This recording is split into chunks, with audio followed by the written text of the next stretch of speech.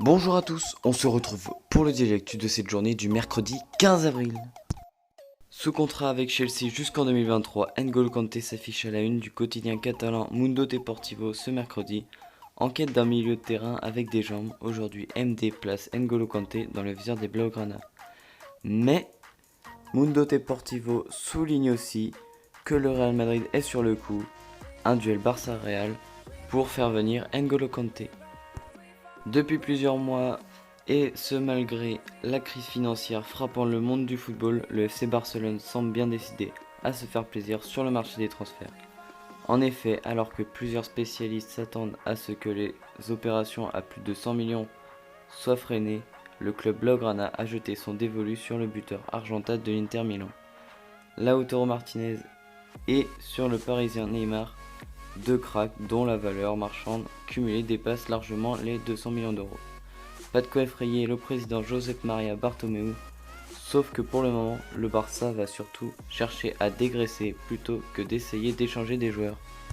Icardi a montré son implication sous le maillot du Paris Saint-Germain avec une première année satisfaisante dans la capitale, malgré un temps de jeu moins conséquent depuis début 2020.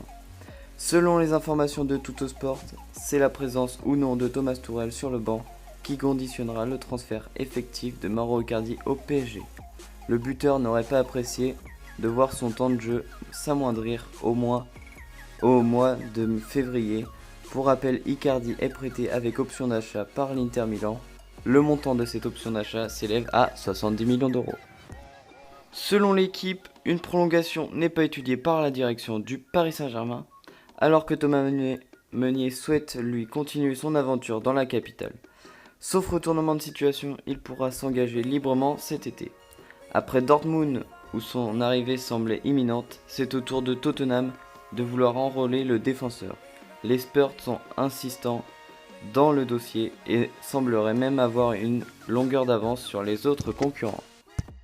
Pour les infos d'hiver, à nouveau épinglé par l'UEFA dans le cadre du fair play financier, en début d'année, le club phocéen se trouvait dans une situation financière très alarmante. Alors que les joueurs d'André Villas-Boas n'ont jamais été aussi proches de se qualifier pour la prochaine Ligue des Champions, menacé, l'OM doit donc désormais gérer au moment où le compte en banque phocéen en a le plus besoin. Face à cette crise, la direction marseillaise a logiquement commencé son plan d'action en réclamant à ses joueurs de baisser leur salaire, comme d'autres écuries l'ont fait partout dans l'Europe. Dans les rangs du Paris Saint-Germain, plusieurs joueurs ont choisi de rester confinés dans leur pays d'origine. Alors le président de la République, Emmanuel Macron, a indiqué cette semaine que les frontières avec les pays non européens resteront fermées jusqu'à nouvel ordre.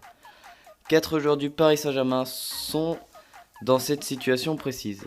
Neymar, Thiago Silva, mais aussi Edinson Cavani et Keylor Navas.